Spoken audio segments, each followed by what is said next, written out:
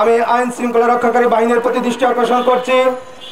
এই গণহত্যায় অংশগ্রহণকারী 17 মামলার আসামি খন্দকার ইনায়েতুল্লাহ কেমনে পালিয়ে থাকে, এটা হচ্ছে আমার প্রথম দাবি। দ্বিতীয় দাবি, ঢাকা ঘেরাও কর্মসূচিতে এনা ট্রান্সপোর্টের এনা পরিবহন, বসুমতী পরিবহন, প্রজাপতি পরিবহন, পরিস্থান পরিবহন, বিহঙ্গ পরিবহন, এই 5টা পরিবহন সরাসরি গণহত্যার সাথে জড়িত, অর্থ দিয়ে, লোকবল দিয়ে এবং সরাসরি অংশগ্রহণ করে।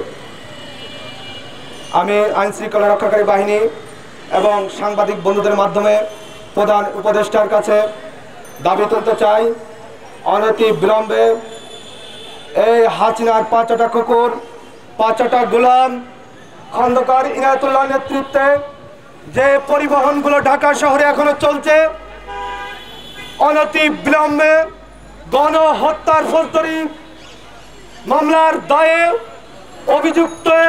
অভিযুক্ত খন্দকার ইনায়েতুল্লাহ নেতৃত্বে যে কোম্পানিগুলো ঢাকা চলছে, অনতি বিলম্বে এই কোম্পানিগুলো বন্ধ করতে হবে। বসুমতী, পরিস্থান, প্রজাপতি, বিহঙ্গ, এই 4টে কোম্পানি ঢাকা শহরে সরাসরি ছাত্র হত্যার সাথে জড়িত। আওয়ামী লীগ চলে গেছে দেশ থেকে, এটা আপনারা মনে করছেন, কিন্তু পরতে আওয়ামী লীগের দোসররা রাজ করছে প্রত্যেকটা সেক্টরে। আমি একটা সেক্টরে হাত দিয়েছি। কেন হাত দিয়েছি? আমার ভাইয়ের ছেলে মারা গেছে সেজন্য। যদি আমার গায়ে যদি ব্যথা না লাগতো, আমি এই সাংবাদিক ভাইদের উদ্দেশ্য করে বলছি, আমি এই প্রেস ক্লাবে আসতাম না। কেন আসছি? আমার ভাইয়ের ছেলে মরছে, সেই জন্য আসছি। কেন মরছে, কে মারছে, আপনারা কেউ জানেন না। এইটা জানান দেওয়ার জন্য সারা বাংলাদেশের মানুষকে জানাতে আমি প্রেস ক্লাবে আসছি।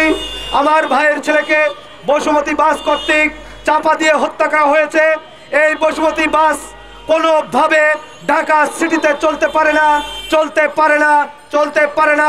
প্রধান উপদেষ্টার কাছে আমি দাবি জানাবো, যদি তিনি গেজেটের মাধ্যমে এই বসুমতী কোম্পানি বন্ধ না করেন, আমি আমার মেহনতি মানুষ, শ্রমজীবী মানুষকে সাথে নিয়ে কঠোর আন্দোলনের মাধ্যমে বসুমতী বাস, বিহঙ্গ পরিবহন, প্রজাপতি পরিবহন, পরিস্থান পরিবহন, আমার মেহনতি মানুষ, মেহনতি শ্রমিকদেরকে সাথে নিয়ে আমি বন্ধ করব আন্দোলনের মাধ্যমে। যদি প্রধান উপদেষ্টা আমার শান্তিপূর্ণ কর্মসূচির মাধ্যমে বসুমতী, পরিস্থান, প্রজাপতি, বিহঙ্গ এনা ট্রান্সপোর্ট বন্ধ করে দেয়, আমি রাজপথে কোনো কঠিন কর্মসূচি ঘোষণা করব না।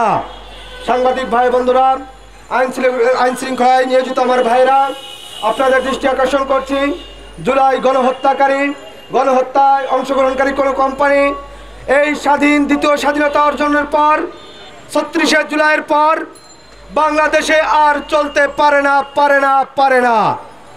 ঘোষণা, বাংলাদেশে কোনো চাঁদাবাজ থাকবে না। অবৈধ সরকার যখন ছিল, ওইখানে জুরাইন পোস্তখোলায় অবৈধ সরকারের অবৈধ একজন এমপি হয়েছিল আওলাদ হোসেন। সেই আওলাদ হোসেন অবৈধ এমপি হয়েও ওই চাঁদা বন্ধ করে দিয়েছিল। এখন এই স্বৈরাচার পলাবার পরেও এই আওয়ামী লীগের পুরান চাঁদাবাজের সংগঠন পলায় নাই।